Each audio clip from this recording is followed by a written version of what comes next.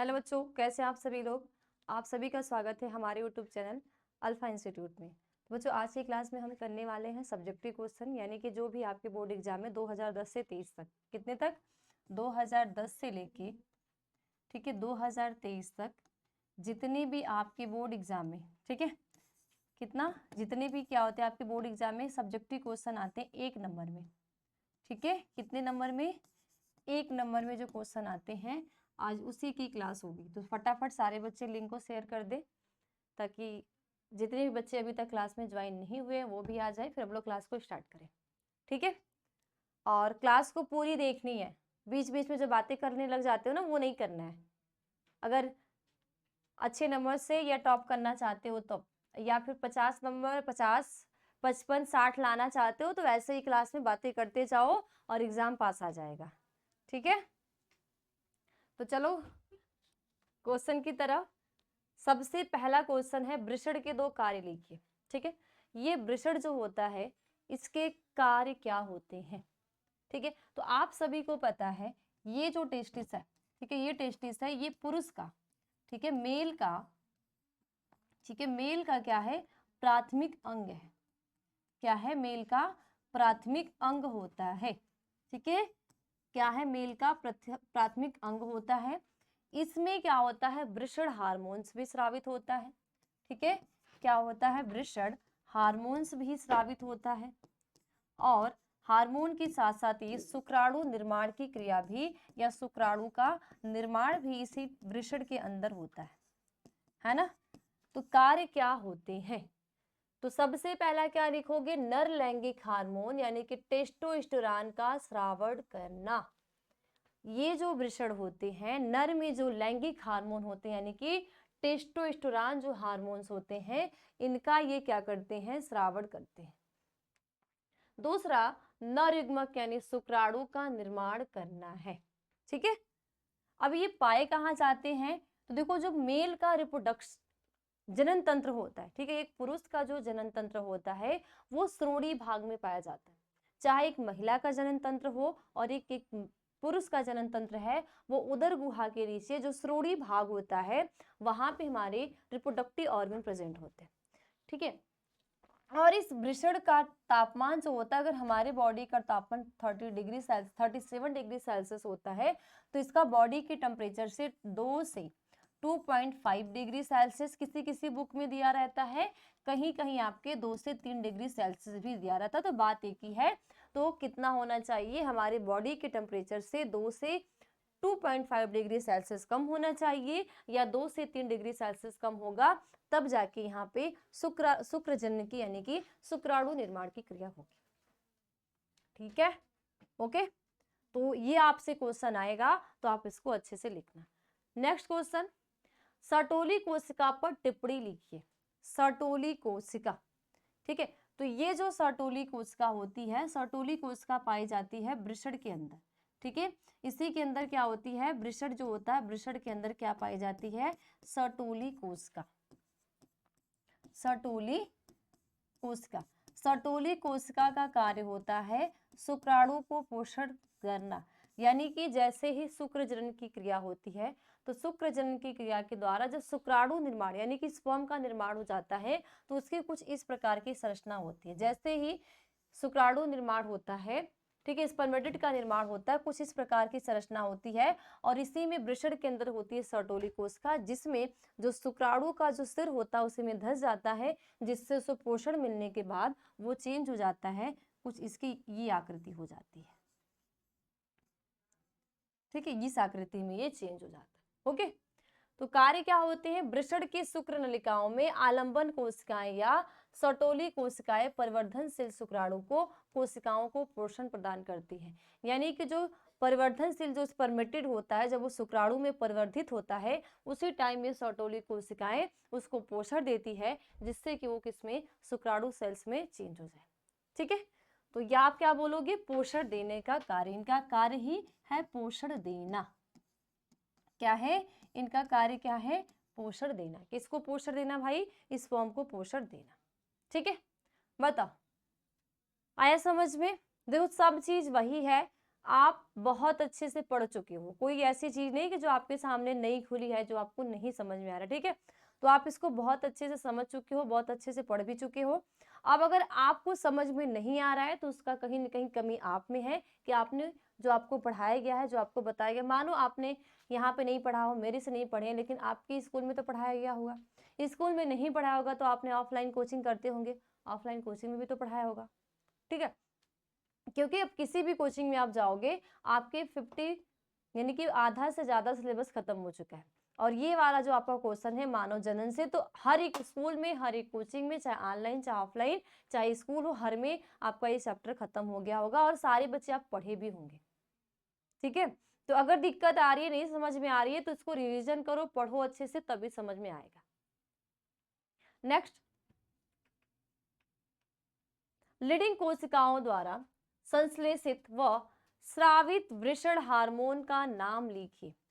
Leading कोशिकाओं द्वारा संश्लेषित व स्रावित वृषण हार्मोन का नाम लिखिए।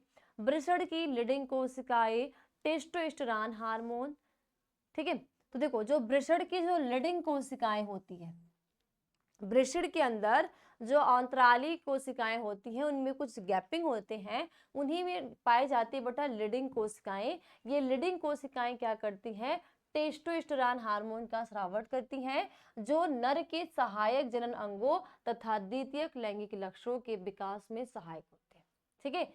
ये जो टेस्टोस्टेरोन हार्मोन्स होते हैं, जो नर के जो सहायक जनन अंगों को उसको विकास में तथा जो द्वितीयक लैंगिक लक्षण, अब नर के सहायक जनन अंग कौन से हैं, किसी भी नर का, देखो अगर एक मेल रिप्रोडक्टिव में जो इसका देखो वृषण जो होता है उसको हम कहते हैं ये प्राथमिक अंग है। वृषण को हम क्या कहते हैं, प्राइमरी ऑर्गन है ना। इसके बाद जो आपकी होती है शुक्रवाहक, ठीक है, शुक्रवाहक होता है, शुक्रवाहिका होती है ना, शुक्रवाहिका। और शुक्रवाहिका के साथ साथ क्या होती है आपकी अधिवृषण, ठीक है, वृषण पालिका। और वृषण पालिका के साथ साथ क्या होती है, शुक्रजनक नलिका। तो ये सारे आपके क्या होते हैं, सहायक जनन अंग होते हैं। और इनमें आपके ग्रंथियां भी होती है, जैसे आपका शुक्राशय होता है, ठीक है, शुक्राशय हो गया, प्रोस्टेट हो गया, ठीक है। इसके साथ साथ इसका एक बाह्य जनेंद्रिया भी होता है, ठीक है, क्या होती है, बाह्य जनेंद्रिया। तो बाह्य जनेंद्रिया जो होती है वो क्या होती है आपकी सिसन होती है, जिसको हम कहते हैं पेनिस। जो अग्रछद भाग होता है, जो सिसन होता है, वो अग्रछद में खुलता है, ठीक है। तो देखो, जो वृषण की जो लीडिंग कोशिकाएं होती है ये टेस्टोस्टेरोन हार्मोन्स का स्रावण करती हैं, जो क्या करती है, जो नर के सहायक जनन अंग यानी कि वृषण का, शुक्रवाहक का, वृषण को छोड़ के शुक्रवाहक, शुक्रवाहिका, अधिवृषण, वृषण पालिका, शुक्रजनक नलिका, शुक्राशय, जितने भी सहायक जनन अंग होते हैं इनका क्या करती है, ये विकास करती है। विकास करने के साथ साथ जो नर में द्वितीयक लैंगिक लक्षण आते हैं, एग्जाम्पल जैसे फेस पे जो आवाज होती है वो भारीपन, ठीक है, पहले जो आवाज निकलती है वो धीरे धीरे स्लो निकलती है, लेकिन जैसे ही किशोरावस्था यानी कि इस हार्मोन्स का लेवल बढ़ता है, आवाज में भारीपन हो जाना, ठीक है। इसके साथ साथ दाढ़ी मूछ का आना, जो वक्ष है इसका चौड़ा हो जाना, और इसके साथ साथ इस टेस्टिस के अंदर शुक्राणु का निर्माण भी होने लगना। तो ये सारे जो निर्धारित करता है वो आपका करता है टेस्टोस्टेरोन हार्मोन्स, ठीक है, ओके। नेक्स्ट, मानव में शुक्राणु की संरचना का केवल एक नामांकित चित्र बनाइए।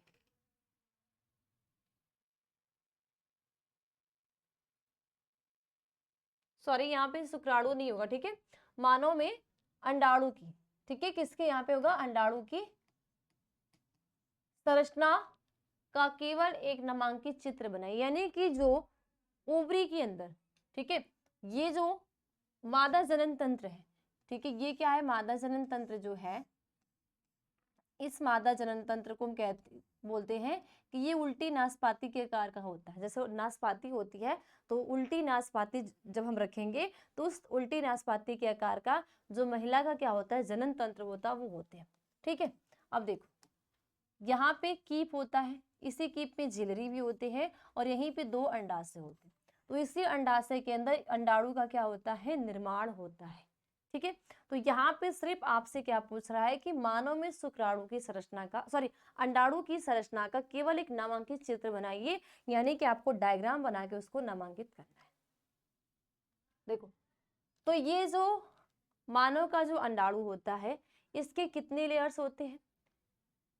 सबसे बाहरी लेयर को, ठीक है, ये वाली जो लेयर है, देखो ये लेयर है, ये जो लेयर है, इस लेयर को हम कहते हैं कोरोना रेडिएटा। क्या कहते हैं? Corona radiata. फिर बाकी ये जो बीच वाली, ठीक है, ये यहां से लेके यहां तक की ये जो बीच वाली लेयर है, ये जो बीच वाली लेयर है, इसको हम कहते हैं जोना पेलुसिडा।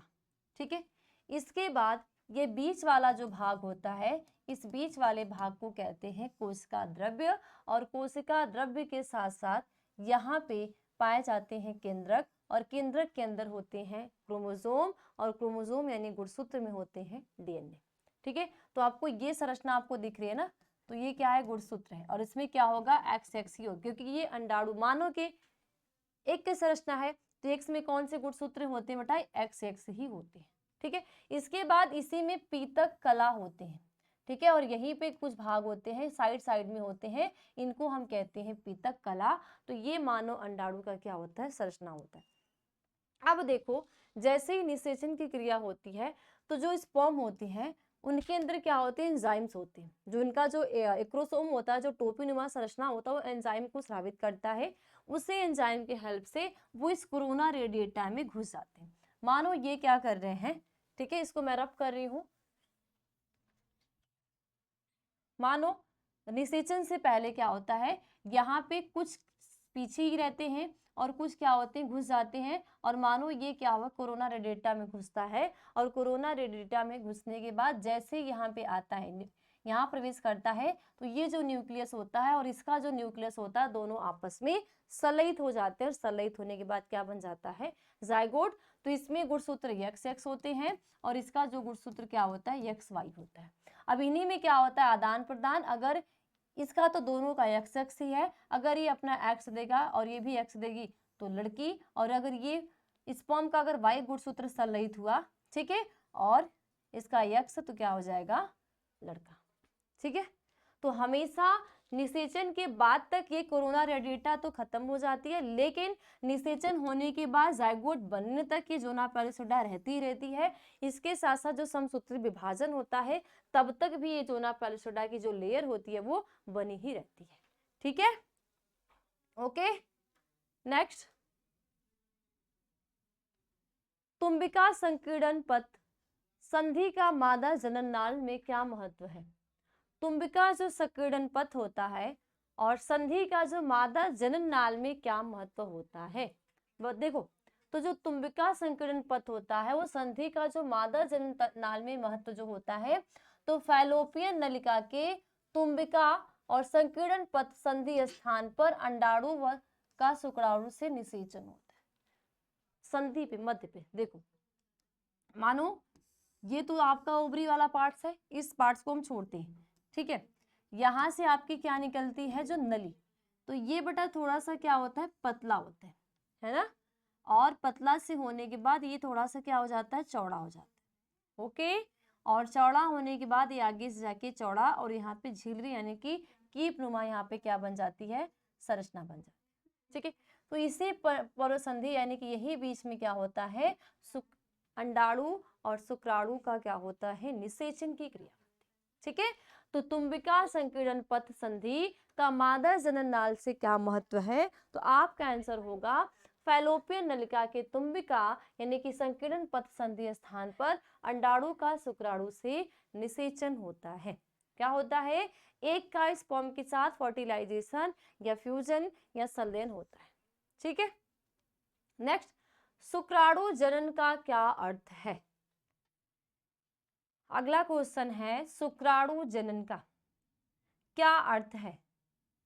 तो जब भी इस प्रकार का क्वेश्चन आएगा कि जो शुक्राणु जनन होते हैं, शुक्राणु जनन का क्या अर्थ होता है, तो देखो शुक्राणु जनन का ही अर्थ होता है कि शुक्राणु जनन से ही एक क्या होता है, शुक्राणु का निर्माण करना। और ये जो शुक्राणु बनते हैं, जो नर्मजन्म कोशिका की जो जननिक सेल होती है, जो शुक्रजनक नलिका में जो नर्मजर सेल्स बोल सकते हैं, या वृषण की जो जननिक उपकला कोशिका से जो अर्धसूत्री विभाजन होता है, तो अर्धसूत्री विभाजन से शुक्राणु निर्माण होता है। तो इस शुक्राणु निर्माण की ही क्रिया को हम क्या कहते हैं, शुक्रजनन या शुक्राणु जनन कहते हैं। ठीक है, और यह प्रक्रिया वृषण की शुक्रजनक नलिकाओं में होती है। तो जब भी आपसे पूछा जाए कि शुक्राणु जनन का क्या अर्थ है, आप बताओगे नर के वृषणों जननिक उपकला कोशिकाओं।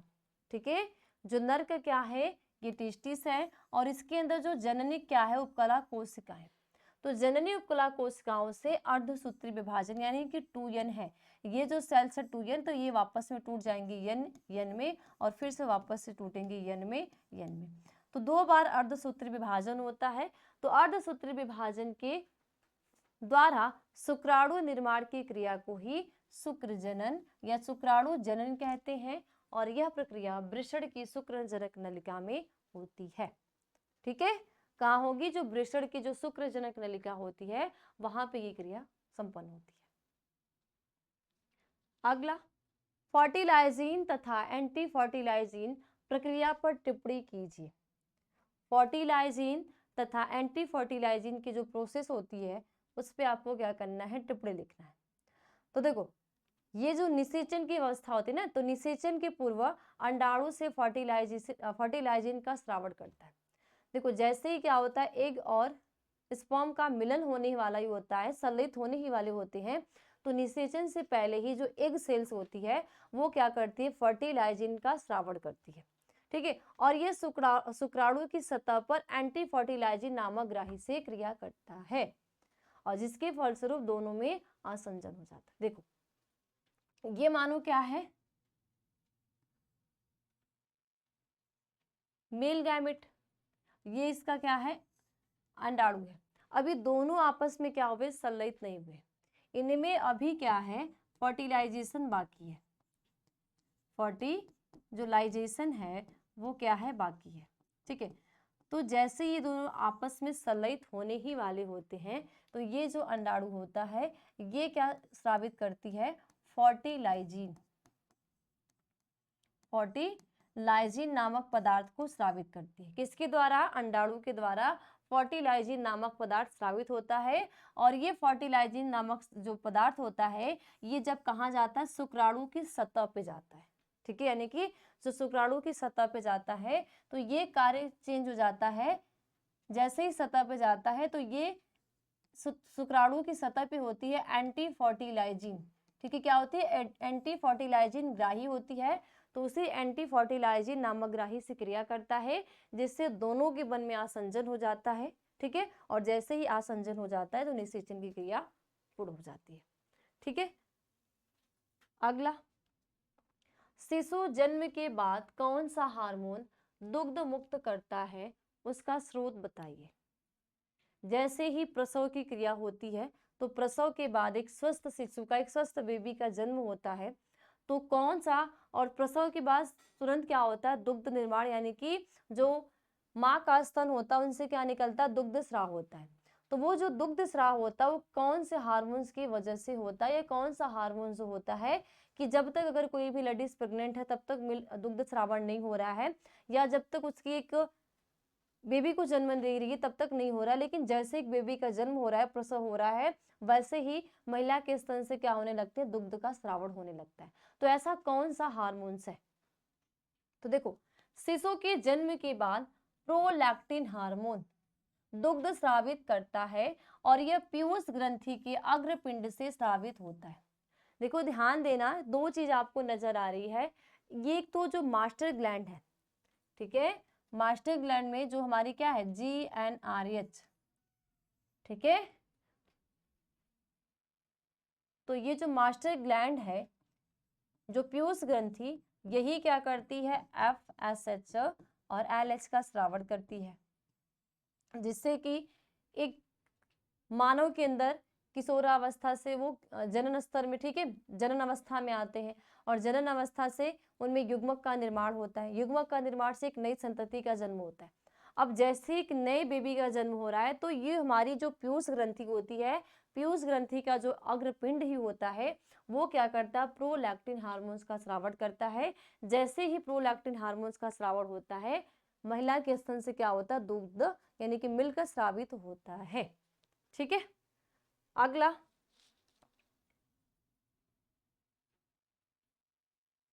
आर्तो चक्र एलएच सर्ज की महत्ता बताइए। आर्तो चक्र जो एलएच सर्ज है उसकी महत्ता बताइए, क्या महत्ता होती है। जो एलएच है, एलएच को हम कहते हैं ल्यूटिनाइजिंग हार्मोन्स, ठीक है, ल्यूटिनाइजिंग हार्मोन्स। तो बताओ जो ये आर्तो चक्र में के मध्य में, ठीक है, तो आर्तो चक्र के मध्य में एलएच सर्ज अंडोत्सर्ग को प्रेरित करता है। देखो ये तो जैसे ही सिक्रेशन ज्यादा होता है तो यहाँ पे किशोरावस्था स्टार्ट होती है, हार्मोन्स का लेवल बढ़ता है, फिर धीरे धीरे स्लो होता है। फिर जैसे ही एलएच का लेवल ज्यादा होता है तो जब एक का फॉर्मेशन हुआ होता है, अंडे का जो निर्माण हुआ होता है, वो क्या होता है, अंडोत्सर्ग की क्रिया होता है। जैसे ही ल्यूटिलाइजिंग हार्मोन्स का स्रावण होगा, और ये होता है मास्टर ग्लैंड के द्वारा, और तब एक क्या होगा, ओव्यूलेशन, यानी कि कहाँ से, अंडाशय से अंडा निकल कर कहाँ जाएगा, एम्पुला यानी कि ओविडक्ट या अंडवाहिनी में। ठीक है, तो ये होती है इसकी महत्ता। अगला अनिषेक जनन पर टिप्पणी लिखिए। अनिषेक जनन, अनिषेक जनन का मतलब क्या समझ में आ रहा है कि बिना निषेचन के ही क्या हो रहा है, जनन हो रहा है ना। कुछ ऐसे भी जीव होते हैं, कुछ ऐसे भी प्लांट्स होते हैं जिनमें कि उनकी जो सेल्स है वो बिना निषेचित ही जनन की क्रिया को दर्शाती है। तो इस प्रकार के जनन को हम क्या कहते हैं, अनिषेक जनन कहते हैं। या अगर एक किताबी भाषा बोलोगे तो जीवों के प्रजनन की वह विधि जिसमें एक जनक से नई व्यष्टि का जन्म होता है और अलैंगिक जनन या अनिषेक जनन कहलाता है। ठीक है, जीवों के प्रजनन काल की वह विधि जिसके एक जनक से, देखो अगर आप लैंगिक जनन देखते हो तो लैंगिक जनन में हम दो जनक को लेते हैं, है ना। लैंगिक जनन में क्या होता है, दो जनक। तो जीवों के प्रजनन की वह विधि जिसमें एक जनक से नई व्यष्टि का जन्म होता है अलैंगिक जनन या अनिषेक जनन कहलाता है। इसमें जनन कोशिका का निर्माण एवं संलयन नहीं होता, यानी कि इनमें जो जनन कोशिका होती है, जनन कोशिका में जो युग्मकों का जो गैमीट होता है, ना तो उनका निर्माण होता है और ना ही इनका संलयन होता है। और यह प्रायः निम्न श्रेणी के जीवों जैसे अकोशिकीय जीव, सरल कोशिकीय पादप एवं जंतुओं में होता है। तो देखो ये आपका हो जाता है कायिक जनन के अंतर्गत, यानी कि रूट के द्वारा, पौधे के कायिक भाग से ना, रूट के द्वारा, उसके बाद लीफ के द्वारा, और उसके बाद स्टेम के द्वारा क्या होता है, एक नए पौधे की उत्पत्ति। क्योंकि इसमें किसी भी युग्मक की नहीं जरूरत है, ये कोशिकाओं का, इनकी सेल्स जो है ना तो युग्मक का निर्माण कर रही है और ना तो इनका युग्मक संलयित हो रहा है, फिर भी एक नए जीव की उत्पत्ति हो जाती है। तो ये होता है आपके अकोशिकीय जीव में और सरल पादप एवं जंतुओं में होता है। ठीक है, तो ये आपके होते हैं अनिषेक जनन। ठीक है, ठीक है, अगला देखो, जनन की परिभाषा लिखिए और जीवधारियों में दो प्रकार के जनन कौन कौन से हैं। अब आपने से कभी कभी पूछा जाता है कि जनन की परिभाषा लिखिए, यानी कि जनन किसे कहते हैं। ठीक है, तो जनन क्या होता है, जनन वह प्रक्रिया है जिनके द्वारा जीव अपने ही प्रकार के नए जीव को पैदा करता है या अपने ही समान नए जीव को क्या करता है, जन्म देता है। तो ये प्रक्रिया क्या कहलाती है, जनन कहलाती है, और जनन को हम कहते हैं रिप्रोडक्शन। ठीक है, और प्राणी दो प्रकार से जनन करते हैं, अलैंगिक तथा लैंगिक। ठीक है, जो एक प्राणी है वो प्राणी क्या करता है, दो प्रकार के जनन को दर्शाता है। एक जनन को दर्शाता है लैंगिक को और दूसरा क्या दर्शाता है, अलैंगिक को। ठीक है, अब अलैंगिक में क्या होता है बेटा, इसमें एकल जीव भाग लेते हैं। अलैंगिक में क्या होता है, एकल जीव भाग लेते हैं। एकल जीव का मतलब क्या हो जाएगा बेटा, या तो नर भाग लेगा, है ना, क्या लेगा इसमें, या तो नर भाग लेता है या तो मादा भाग लेती है। तो जनन की ऐसी प्रक्रिया को हम क्या कहते हैं, अलैंगिक जनन, यानी कि असेक्सुअल रिप्रोडक्शन। ठीक है, असेक्सुअल रिप्रोडक्शन कहते हैं। ठीक है, इसके बाद बेटा दूसरा क्या आता है, लैंगिक जनन, यानी कि इसमें क्या हम कहते हैं, इसमें दो जीव भाग लेते हैं, ठीक है, दो जीव भी बोल सकते हैं, या इसको आम भाषा में आप जनक भी कह सकते हो। तो इनमें क्या होते हैं बेटा, दो जनक भाग लेते हैं, कौन कौन से, नर, ठीक है, नर प्लस मादा दोनों भाग लेते हैं। तो ये जनन की जो प्रक्रिया होती है इसको हम कहते हैं सेक्सुअल रिप्रोडक्शन, सेक्सुअल रिप्रोडक्शन। अब बेटा ये अलैंगिक जनन जो होता है इसके बहुत सारे विधि होती है, जैसे कुछ होता है कायिक जनन। कायिक जनन बेटा क्या होता है, कायिक जनन का मतलब होता है पौधे के कायिक भाग से जनन की क्रिया, ठीक है। कायिक जनन का मतलब होता है पौधे के कायिक भाग, और पौधे का कायिक भाग बेटा क्या हो जाएगा, जड़, ठीक है, तना और पत्ती। तो जब आप गुलाब का पौधा लगाते हो तो कैसे लगाते हो, तना के द्वारा लगाते हो। कुछ ऐसे पौधे होते हैं जो जड़ के द्वारा लगते हैं, और कुछ ऐसे पौधे जो पत्तियों के द्वारा भी लगते हैं। तो ऐसे पौधे जिनमें जड़, तना, पत्ती द्वारा एक नए संतति का, एक नए प्लांट्स का जन्म होता है, उसको वो जनन की प्रक्रिया हमारी क्या कहलाती है, कायिक जनन कहलाती है, ठीक है। क्या कहलाती है, कायिक जनन। तो जनन में क्या बोलोगे, जनन की वह प्रक्रिया जिसमें नर, ठीक है, सॉरी, जनन की वह प्रक्रिया जिनके द्वारा जीव अपने ही प्रकार के या अपने ही समान एक नए जीव को जन्म देता है या एक नई संतति को पैदा करता है, वो क्या कहलाता है, जनन कहलाता है। और जनन दो प्रकार के होते हैं, अलैंगिक जनन और लैंगिक जनन। तो अलैंगिक जनन में एकल जीव भाग लेते हैं, या तो नर लेगा या तो मादा लेगा। तो इस प्रकार की जो जनन की प्रक्रिया होती है उसको हम कहते हैं अलैंगिक जनन। और लैंगिक जनन जो होता है इसमें नर और मादा दोनों भाग लेते हैं। तो जनन की वह प्रक्रिया जिसमें दो जनक भाग लेते हैं और वो एक नई संतति को जन्म देते हैं, और या ये भी कह सकते हैं कि जनन की वह प्रक्रिया जिसमें दो भिन्न भाग लेते हैं और एक नई संतति को जन्म देते हैं, उनको हम क्या बोलते हैं, लैंगिक जनन। क्यों, क्योंकि जो लैंगिक जनन होता है, लैंगिक में एक नर है और एक मादा है। तो ये जो नर भाग और जो मादा भाग है दोनों क्या है, भिन्न भिन्न जीव हैं। क्या है, दोनों दोनों आपके क्या है, भिन्न भिन्न जीव, ठीक है। नेक्स्ट,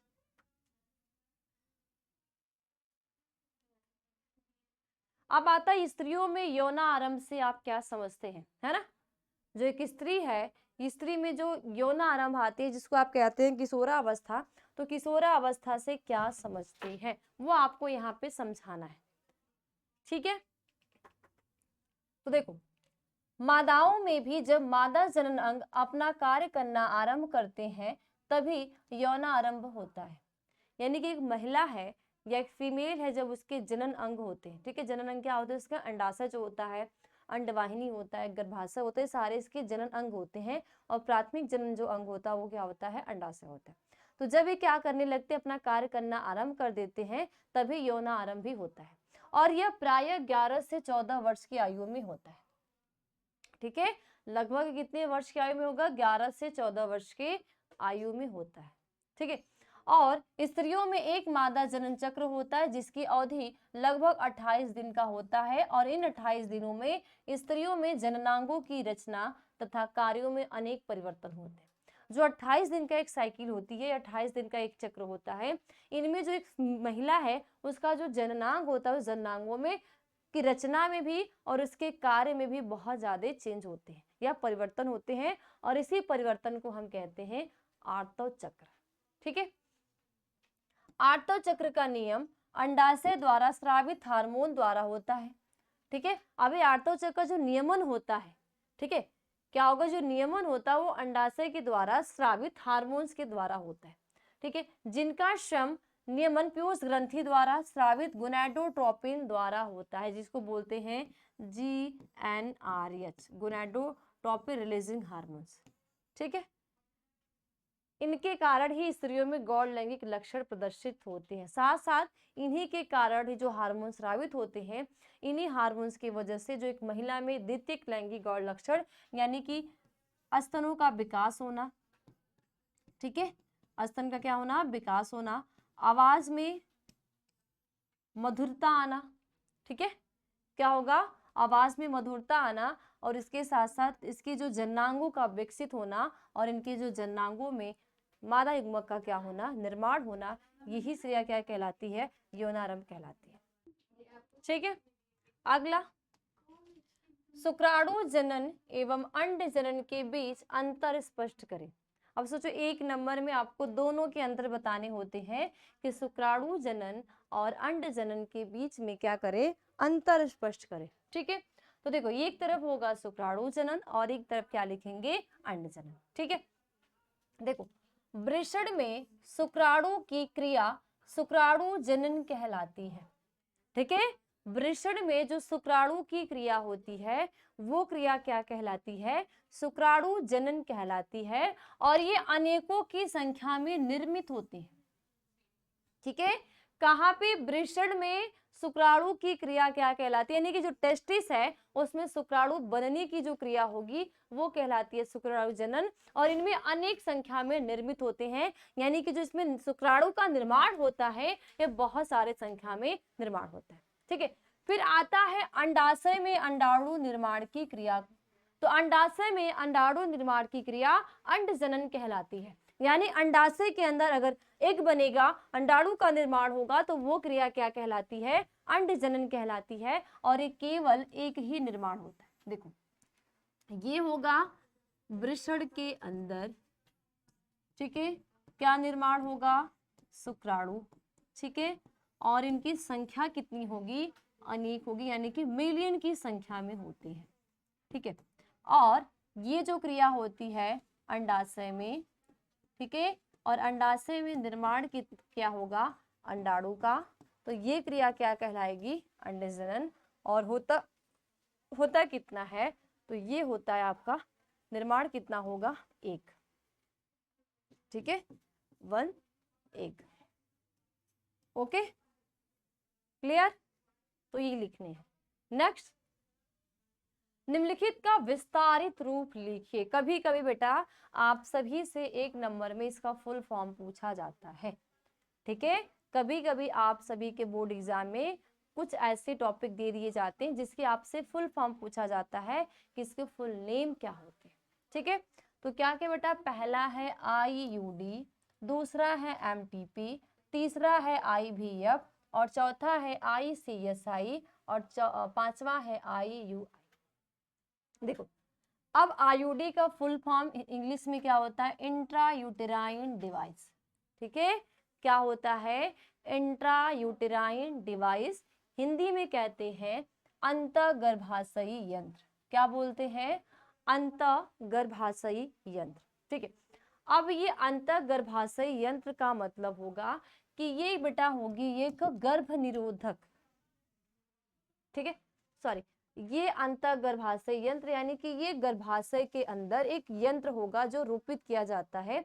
ठीक है, तो क्या होगा, इंट्रायूटेराइन डिवाइस, और अंतःगर्भाशय यंत्र को कभी कभी आपसे IUD के नाम से भी पूछा जाता है। ठीक है, दूसरा होता है बेटा MTP। MTP का फुल फॉर्म होता है मेडिकल टर्मिनेशन ऑफ प्रेगनेंसी। ठीक है, MTP का फुल फॉर्म होता है मेडिकल टर्मिनेशन ऑफ प्रेगनेंसी, यानी हिंदी में कहते हैं चिकित्सीय सगर्भता समापन। चिकित्सीय सगर्भता समापन का मतलब क्या होता है कि अगर कोई भी लेडीज प्रेग्नेंट है तो उसमें जो भ्रूण है, जो गर्भ ठहरा है, उसका क्या कराना, समापन कराना, और ये क्या कहलाती है, MTP कहलाती है। और ये इसका जो निर्धारित टाइम होता है वो 3 मंथ माना जाता है कि 3 मंथ तक के भ्रूण का MTP करवाना इजिली है, हो सकता है, लेकिन अगर उससे ज्यादा मंथ का भ्रूण होगा तो वो बच्चे के जान को, मतलब बच्चे को तो खत्म कराना ही कराना है, बाकी जो माँ का जान होगा उसको भी क्या होते हैं, खतरे होते हैं। ठीक है, अब तीसरा आपका है IVF। IVF को कहते हैं इन विट्रो फर्टिलाइजेशन, यानी कि अंतःपात्री निषेचन। ठीक है, क्या होता है IVF, यानी कि इन विट्रो फर्टिलाइजेशन, और हिंदी में कहते हैं अंतःपात्री निषेचन। यानी कि ये एक ऐसी युक्ति है, ये इनफर्टिलिटी को दूर करने के लिए। ठीक है, अब आपकी चाहे IVF है, चाहे ICS है, या IUI है, ये इनफर्टिलिटी को यानी बंधता को दूर करने के लिए ART के द्वारा ये तकनीक चलाई गई है। किसके द्वारा, ART के द्वारा चलाई गई है।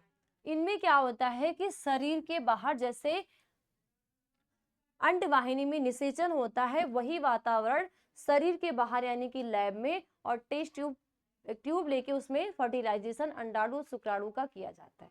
तो ये क्रिया आपकी होती है इन विट्रो फर्टिलाइजेशन यानी कि अंतःपात्री निषेचन। नेक्स्ट है आपका ICSI।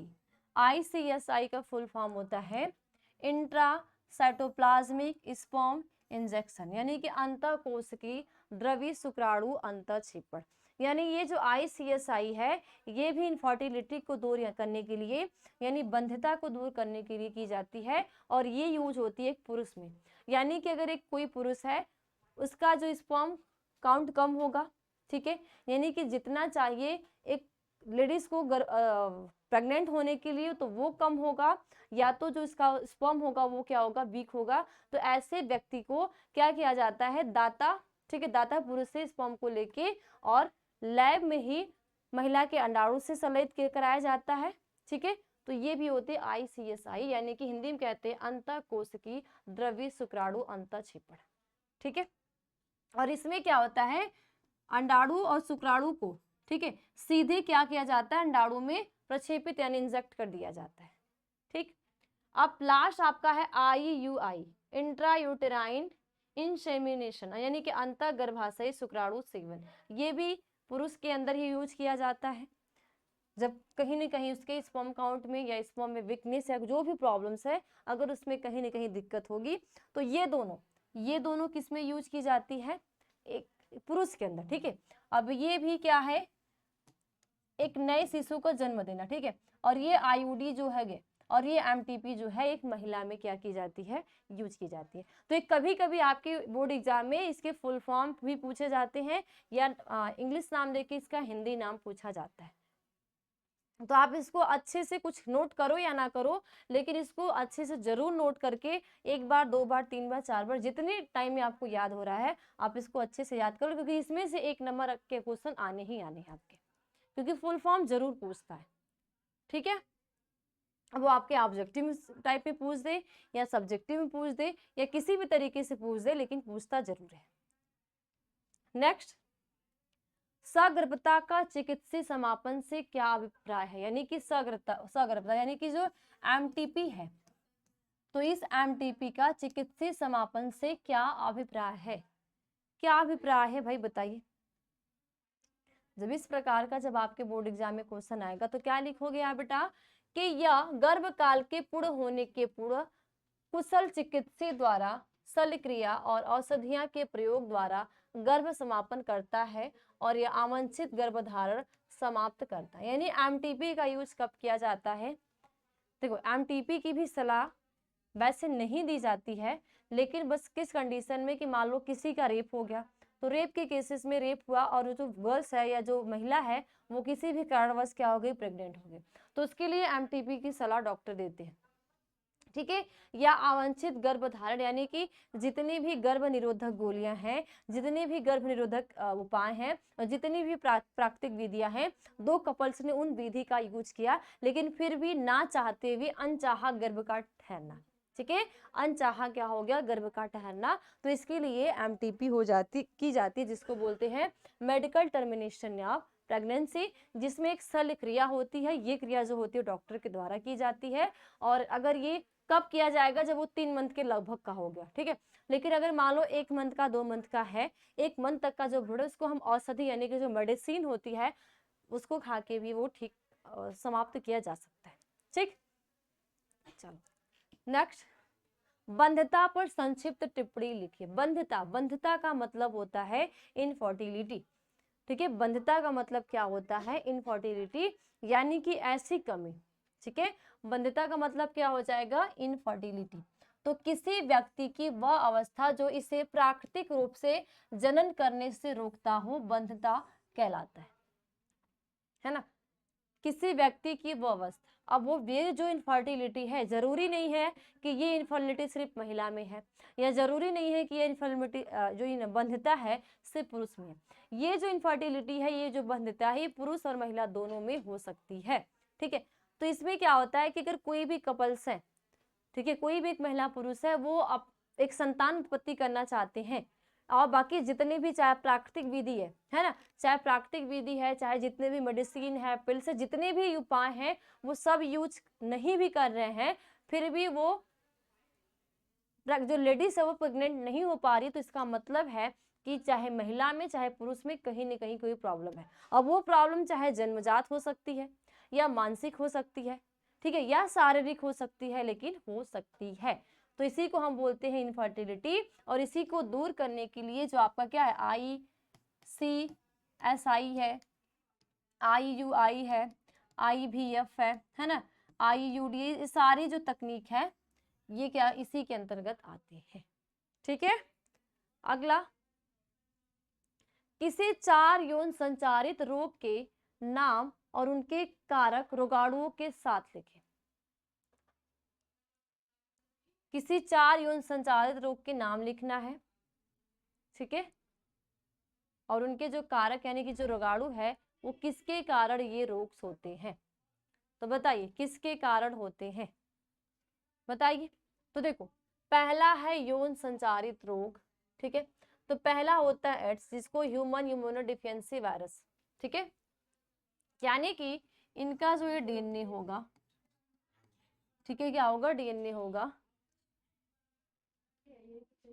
ठीक है। तो देखो पहला क्या होता है एड्स, जिसको बोलते हैं ह्यूमन इम्यूनोडिफिशियेंसी वायरस। देखो एक ऐसा वायरस है जिसमें देखो ज्यादा से ज्यादा करके क्या होता है, जो आनुवंशिक पदार्थ क्या होता है, डीएनए होता है ना, आनुवंशिक पदार्थ क्या होता है, डीएनए होता है। लेकिन कुछ ऐसे वायरस भी होते हैं जिनका आनुवंशिक पदार्थ क्या होता है, आरएनए होता है, ठीक। तो यहाँ पे जो एड्स का जो वायरस होगा, इनमें जो जेनेटिक मटेरियल होगा, इनका जो आनुवंशिक पदार्थ होता है वो होगा आरएनए, और आरएनए कैसा होगा, सिंगल स्टैंडर्ड आरएनए, ठीक है, क्योंकि आरएनए एकांतर, ठीक है, एकल संरचना होती है, और डीएनए जो होती है वो डबल हेलिक्स मॉडल होता है, यानी कि उसका डबल संरचना होती है।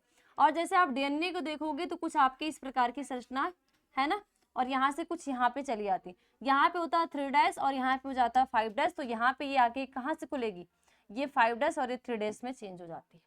लेकिन आरएनए जो होता है आपकी कैसी होती है, सिंगल स्टैंडर्ड संरचना ही होती है। अब दूसरा होता है हर्पिस, ठीक है, ये जननांग, जो जननांग होते हैं, जननांगों की हर्पिस इसको बोलते हैं। ये होता है सिंप्लेक्स वायरस की वजह से, किसकी वजह से, सिंप्लेक्स वायरस होता है जिसकी वजह से जननांगों की हर्पिस होती है। और ह्यूमन इम्यूनोडिफिशियेंसी वायरस होता है जिनकी वजह से एड्स रोग होता है।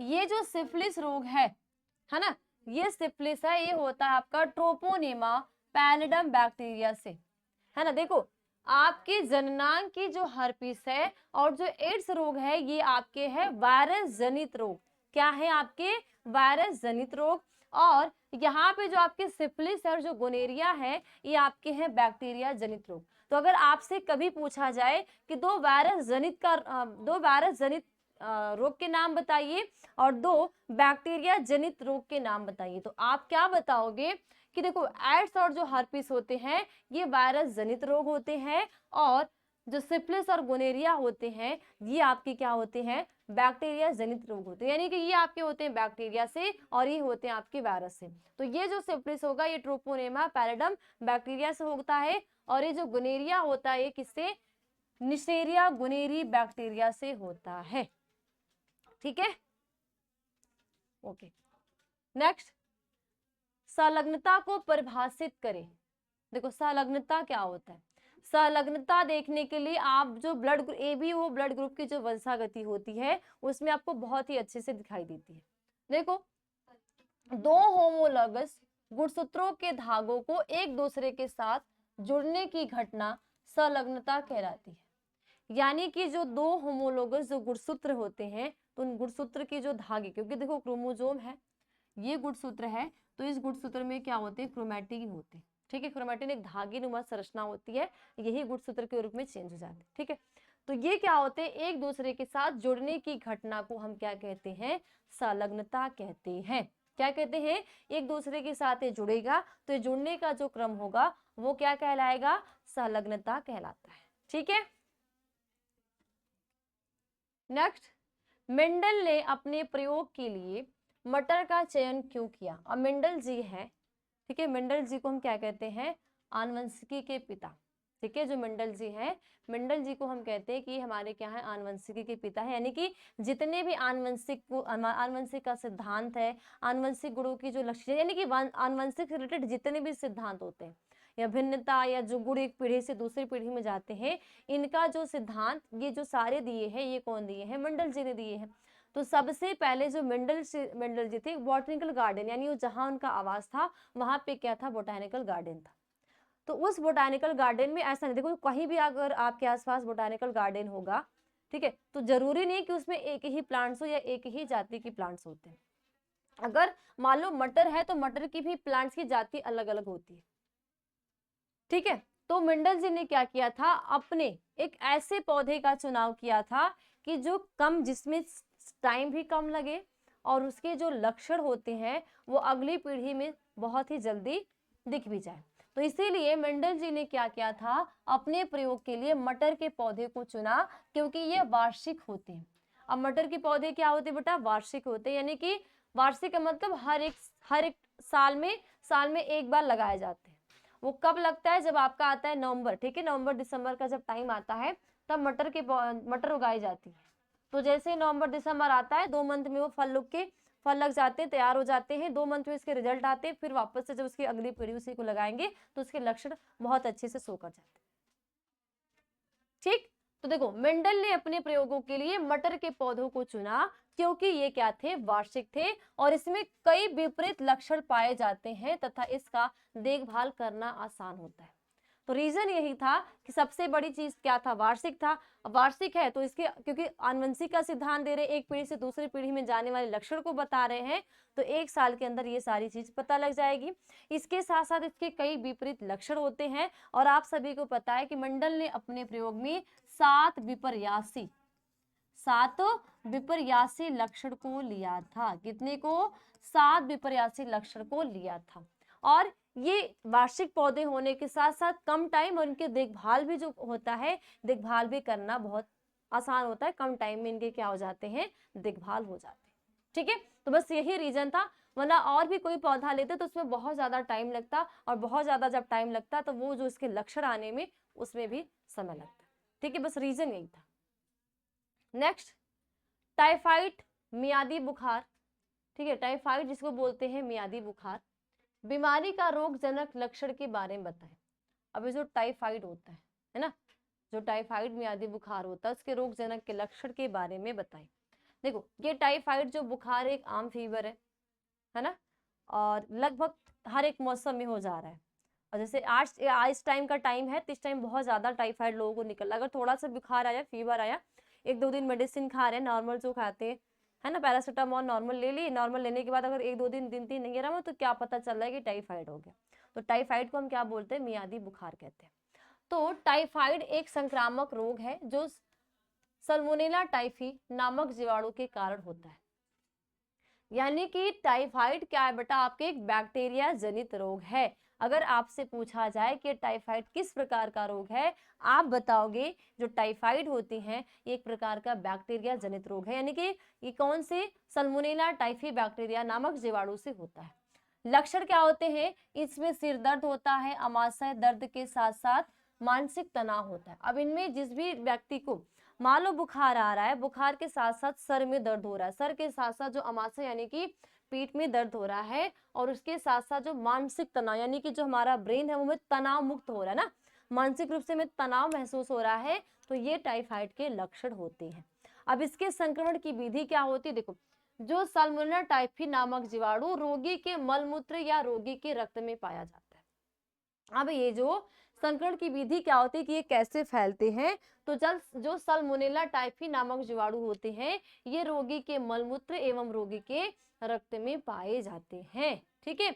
और घरेलू मक्खी रोगी के मलमूत्र भोज्य पदार्थों एवं पेय पदार्थों पर बैठकर उन्हें दूषित करती है और यह बीमारी फैलती रहती है, ठीक। उपचार क्या होता है, इसका नियंत्रण प्रतिजैविक के द्वारा किया जाता है और रोगी को तरल भोजन देना चाहिए, ठीक है। ये इसके क्या होते हैं बेटा, उपचार होते हैं, ठीक है। नेक्स्ट, एड्स के 2 लक्षण की विवेचना कीजिए। एड्स, ठीक है, एड्स एक क्या है बेटा, यौन संचारित रोग है। एड्स एक ऐसा रोग है बेटा जो क्या है, यौन संचारित रोग है, जो एक व्यक्ति से दूसरे व्यक्ति के संपर्क आने में फैलता है। ठीक है, अगर एक व्यक्ति संक्रमित है तो दूसरा व्यक्ति के संपर्क में आने से क्या होता है, एड्स जो रोग होता है वो क्या होता है, फैलता है। तो एड्स के 2 लक्षणों की विवेचना कीजिए। तो देखो, एक तो सबसे बड़ी चीज क्या होती है कि जो एड्स होते हैं वो व्यक्ति में निम्न में से एक या अधिक लक्षण दिखाई देते हैं। हालांकि इसके जो लक्षण होते बेटा वो जल्दी शो नहीं करते। जो भी बंदा अगर एड्स से ग्रसित व्यक्ति है तो इसका जो सिम्टम्स होते हैं वो बहुत जल्दी शो नहीं करते हैं, यानी कि बहुत जल्दी नजर नहीं आते, है ना। लेकिन इसके कहा जाता है कि अगर कोई भी बंदा एड्स से ग्रसित है तो उसके सिम्टम्स शो करने में 4 से 12 ईयर तो लग ही जाते हैं, तब उसके सिम्टम्स शो करते हैं कि हाँ इस बंदे को एड्स रोग से ग्रसित है। और एड्स में क्या होता है, जो हमारी प्रतिरक्षा तंत्र होता है ना, ये प्रतिरक्षा तंत्र को पूरी तरीके से क्या कर देता है, प्रभावित। किसको, प्रतिरक्षा तंत्र को क्या करता है, प्रभावित करता है। ठीक है, ओके, क्या करता है, प्रभावित करता है। तो एड्स के 2 लक्षण, तो पीड़ित व्यक्ति में निम्न में से एक या अधिक लक्षण होते हैं और दिखाई भी देते हैं।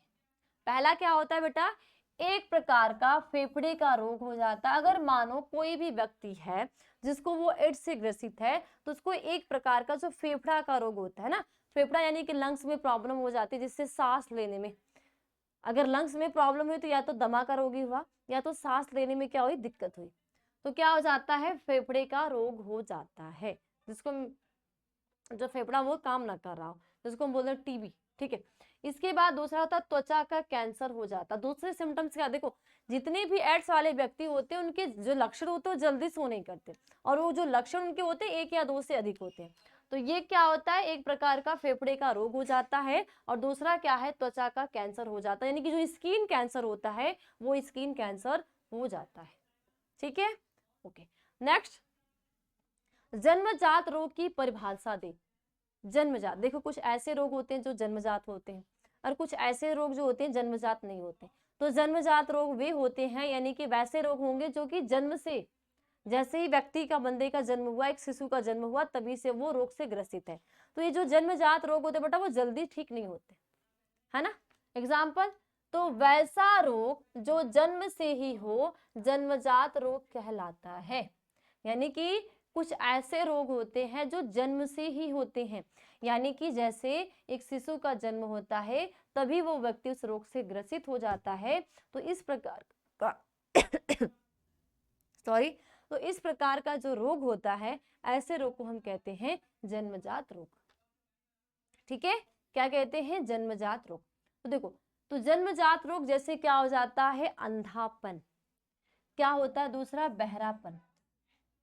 देखो कुछ ऐसे भी बच्चे दुनिया में आते हैं जैसे ही वो जन्मे, है ना, तो वो दिखाई नहीं देता है, यानी कि वो जन्म से ही अंधे होते हैं, तो उनको हम ठीक करना मुश्किल हो जाता है। देखो कुछ ऐसी बीमारियां जो जन्मजात बीमारियां होती हैं उनको ठीक करना मुश्किल होता है, और जो जन्मजात बीमारियां नहीं होती उसको ठीक करना थोड़ा आसान होता है। ठीक है, तो कुछ बच्चे ऐसे होते हैं जो जन्मजात, यानी कि कुछ शिशु ऐसे भी जन्म लेते हैं जो जन्म से ही अंधे होते हैं, और कुछ ऐसे बच्चे होते हैं बहरापन, यानी कि कुछ ऐसे भी बच्चे होते हैं जो जन्म से ही बहरेपन होते हैं, यानी कि वो जन्म से ही सुनते ही नहीं है ना। और कभी कभी कुछ ऐसे बच्चे देखते हैं वो गूंगे, जो गूंगे बच्चे होते हैं जो बोल नहीं पाते, तो वो क्या होते हैं, जन्म से ही होते हैं। लेकिन कुछ कुछ में क्या होता है कि जो अंधापन जरूरी नहीं कि जन्म से, कुछ ऐसे होते हैं कि जो बच्चे होते हैं कुछ ना कुछ आई में प्रॉब्लम हो गई, ठीक है, कुछ ना कुछ कान में क्या हो गया, प्रॉब्लम हो गया, तो इसको हमने क्या बोल दिया, अंधापन या बहरापन कहते हैं। ठीक है, ठीक है बेटा। अब ओके, देखो नेक्स्ट, अब आता है कैंसर के 2 लक्षण बताइए। कैंसर, है ना, कैंसर एक गंभीर बीमारी होती है ना, जिस बंदे को कैंसर हो जाते है उसका हाल वही जानता है, और एक कैंसर जो क्या एक प्रकार की गंभीर बीमारी ही है। तो कहा जाता है कि अगर कोई भी व्यक्ति कैंसर से ग्रसित है तो उसकी जल्दी ठीक नहीं हो पाता। अगर मान लो स्टार्टिंग से है तो वो पहली स्टेज या दूसरी स्टेज पर ठीक कर लेते हैं, लेकिन जब वो लास्ट पोजीशन पे पहुंच जाता है तो वो ठीक नहीं किया जा सकता, है ना। ठीक है, तो कैंसर, तो कैंसर के 2 लक्षण हैं। पहला क्या है, भार में कमी, और दूसरा है शरीर के किसी भाग की अत्यधिक वृद्धि। मानो अगर कोई भी व्यक्ति है जो कैंसर से ग्रसित है, ठीक है, मानो कोई भी ऐसा व्यक्ति है जिसको कैंसर रोग से क्या हो गया बेटा, ग्रसित हो गया, तो सबसे पहले क्या होगा, जो रोगी होगा, जो कैंसर रोग से ग्रसित बंदा होगा, या मेल हो या फीमेल, क्योंकि जो कैंसर है वो मेल फीमेल दोनों को हो सकता है। और बहुत सारे कैंसर जैसे स्किन कैंसर, ब्लड कैंसर और ब्रेस्ट कैंसर, है ना, लंग्स कैंसर, बहुत सारे ऐसे कैंसर होते हैं, माउथ कैंसर, क्योंकि कैंसर के भी बहुत प्रकार हो गए, है ना। तो क्या होगा, अगर कोई भी बंदा है, इसके लक्षण क्या होते हैं कि जिस भी व्यक्ति को क्या होगा, कैंसर से वो ग्रसित होगा, तो उसके भार में क्या होती है, कमी। मानो एक हेल्थी बंदा है, एक मोटा ताजा बंदा बहुत ज्यादा हेल्थी है, लेकिन उसके अचानक क्या होगा, उसका जो भार होगा, उसके भार में क्या हो जाती है, कमी हो जाती है। और साथ साथ शरीर के किसी भाग में अत्यधिक वृद्धि, और इसके साथ साथ उसका जो शरीर का कोई भी भाग, अब जरूरी नहीं कि एक ही भाग, ठीक है, तो शरीर का कोई भी ऐसा भाग होता है जिसमें अचानक के साथ साथ अत्यधिक यानी कि ज्यादा से ज्यादा क्या हो जाती है, वृद्धि हो जाती है। तो ये बेटा होते हैं आपके कैंसर के दो लक्षण, पहला है भार में कमी और दूसरा है शरीर के किसी भी भाग में अत्यधिक वृद्धि। ठीक है, नेक्स्ट और लास्ट क्वेश्चन, हैजा के क्या कारण है। लास्ट क्वेश्चन है कि जो हैजा रोग होता है ना, हैजा रोग, तो हैजा के क्या कारण है, बताओ। तो बताओगे कहां से, क्योंकि हैजा के क्या कारण है आपके सामने दिख गया है ना, है कि नहीं। और इसके साथ साथ बेटा बीच में लास्ट क्वेश्चन है, लास्ट में मैं एक चीज आप सभी बच्चे को बता देना चाहती हूँ कि कुछ बच्चे ऐसे भी हैं जो एप्लीकेशन पे ज्वाइन होकर क्लास डेली कर रहे हैं ना, कुछ ऐसे बच्चे हैं जो एप्लीकेशन पे ज्वाइन होकर डेली क्लास भी कर रहे हैं, और कुछ ऐसे भी बच्चे हैं जो अभी कहीं भी ज्वाइन, मान लो कहीं ज्वाइन भी हुए हैं, लेकिन मान लो ऑफलाइन या ऑनलाइन, लेकिन उनका लग रहा है कि नहीं मेरा पीछे को बहुत ज्यादा छूट गया है ना, होता है ना कि पीछे का बहुत ज्यादा छूट गया। अब मान लो 2 चैप्टर 3 चैप्टर 5 चैप्टर खत्म हो गए, तो उसको मैं कैसे कवर करूंगा। तो ऐसे बच्चों के लिए एक बेहतरीन मौका है कि उन सभी बच्चों के लिए शिखर बैच 2.0 स्टार्ट कर दी गई है, जिसमें इस बैच का लक्ष्य ही 90+ लाना। ठीक है, और ये आपकी जो तैयारी स्टार्ट हुई है बेटा चैप्टर 1 से स्टार्ट हो चुकी है, और ये आपकी जो बैच है ये बैच भी स्टार्ट कर दी गई है। ठीक है, अब इसमें आपको बेटा दिया क्या जा रहा है, आपके डेली क्लासेज है ना, क्या आपकी डेली जो आपकी लाइव क्लासेज है, इसके साथ साथ बेटा लाइव डाउट क्लास है, यानी कि जो आपने क्लास में पढ़ा बीच में कोई आपको डाउट हो गया तो उसके लिए आपकी लाइव डाउट क्लास है। इसके साथ साथ बेटा आपका क्लास नोट पीडीएफ है, यानी कि डेली जो आप क्लास में लाइव पढ़ते हो उसका क्लास नोट पीडीएफ, यानी कि चैप्टर वाइज, हर एक चैप्टर का एक एक टॉपिक वाइज, ठीक है, मतलब एक टॉपिक 2 टॉपिक जो भी आपने क्लास में खत्म किया तो वो आपका क्या है, क्लास नोट पीडीएफ। इसके साथ साथ बेटा ऑनलाइन वीकली टेस्ट, हफ्ते में आपका हर एक सब्जेक्ट का टेस्ट लिया जाता है। ठीक है, इसके साथ साथ बेटा स्टडी मटेरियल, यानी कि आपको बुकलेट भी प्रोवाइड किया जाता है कि मान लो अगर आप असक्षम हैं बुक खरीदने में, नहीं खरीद पा रहे हैं, तो उसके लिए आपको बुकलेट भी प्रोवाइड किया जाता है, जिससे कि आपको किसी अन्य बुक की जरूरत ना पड़े। ठीक है, इसके साथ साथ बेटा कंप्लीट सिलेबस है, यानी कंप्लीट सिलेबस यानी कि पूरा जो आपका सिलेबस है, कंप्लीट सिलेबस के सभी महत्वपूर्ण प्रश्न, यानी कि सभी महत्वपूर्ण प्रश्न का मतलब ये जो आपके बोर्ड में आते हैं या जो ऐसे क्वेश्चन जो आपके बोर्ड में आने की संभावना होती है। ठीक है, इसके साथ साथ बेटा मॉडल पेपर, आपसे मॉडल पेपर भी सॉल्व कराए जा रहे हैं, गेस पेपर और पिछले 5 साल का पेपर भी। ठीक है, पिछले 5 साल यानी कि 23 से लेके, ठीक है, 23 मान लो 23 22, ठीक है, 21 20 19, ठीक है, 18, यानी कि 18 19 20 21, सॉरी 19 20 21 22 23, यानी कि 2019 से लेके 2023 तक के आपके जो पिछले प्रीवियस ईयर क्वेश्चन होते हैं, क्वेश्चन पेपर होते हैं, वो भी आपसे सॉल्व कराए जाएंगे। तो जो भी बच्चा इच्छुक है, जो अपने तैयारी को आप भी चाहते हो कि आपका भी लक्ष्य हमारा 90+ है, तो इसमें बहुत सारे बच्चे, अब इसमें आपके डेली 10 घंटे की लाइव क्लास चलती है डेली, तो आपको 10 घंटे देना होगा लाइव क्लास, तो आना। ठीक है, और इसके साथ साथ अब इस ऐप से आपको जुड़ने के लिए आपको अल्फा इंस्टीट्यूट प्रो ऐप को डाउनलोड करना पड़ेगा। इस एप्लीकेशन को आप डाउनलोड करेंगे तो इस बैच से ज्वाइन होकर आप डेली इतनी सारी चीजों को कर सकेंगे। ठीक है, अब अगर आपको कहीं पे भी दिक्कत होती है तो आप इस नंबर पे 9305771375 पे कॉल करके भी जानकारी ले सकते हैं। ओके, तो जो भी बच्चा इच्छुक है, जो इस बैच में ज्वाइन होकर अपनी तैयारी को बेहतरीन बनाना चाहता है, तो वो बच्चा इस काम को कर सकता है। ठीक है, लेकिन कर सकता है, लेकिन वही बच्चा करेगा जो आप 10 घंटा आप देने के लिए तैयार हो कि नहीं, आपसे 10 घंटे की आपकी डेली क्लास होगी तो वो आप पढ़ोगे तब। ठीक है, बाकी बहुत सारे ऐसे बच्चे भी क्लास में होंगे जो कि डेली एप्लीकेशन पे लाइव क्लास देखते भी, उनको ये चीज पता होगी कि हाँ ऐसा होता है कि नहीं होता है। ठीक है, चलिए तो लास्ट क्वेश्चन पे चलते हैं। लास्ट क्वेश्चन बेटा हमारा क्या है? लास्ट क्वेश्चन है कि हैजा के क्या कारण, हैजा रोग, है ना। हम कहते हैं कि दूषित जल पीने से, जो हम दूषित जल पी लेते हैं तो हम क्या हो जाते हैं, हैजा रोग से ग्रसित हो जाते हैं ना। तो इसीलिए हमें क्या करना चाहिए, जो वो होता है जल होता है, जल को या तो गर्म करके, है ना, गर्म करके छान के पीना चाहिए, या ना हम उबालें, ना उबाल पा रहे, नहीं छान पा रहे तो उसको छान के अच्छे से पिए। फिर जो हम पानी पीने का पानी ढक रहे हैं उसको ढक के रखिए, नहीं कि खोल के रखिए। तो ये सारी चीजें होती है, यही सारे कारण होते हैं हैजा के। तो देखो हैजा के कारण, हैजा का कारण कालेरी नामक जीवाणु है, और इस जीवाणु से संदूषित पेय या खाद्य ग्रहण किया जाता है तो यह रोग उत्पन्न होता है। यानी कि आपसे कभी कभी पूछा जाएगा कि हैजा किस प्रकार का रोग है, वायरस जनित या विषाणु बैक्टीरिया जनित। तो सबसे पहले आपका होगा विषाणु जनित। क्या होगा कि जो हैजा है ये एक प्रकार का आपका क्या है, विषाणु जनित रोग है। क्या है बेटा, एक प्रकार का विषाणु जनित रोग है। किस विषाणु से होता है, तो कौन से, कालेरी नामक विषाणु।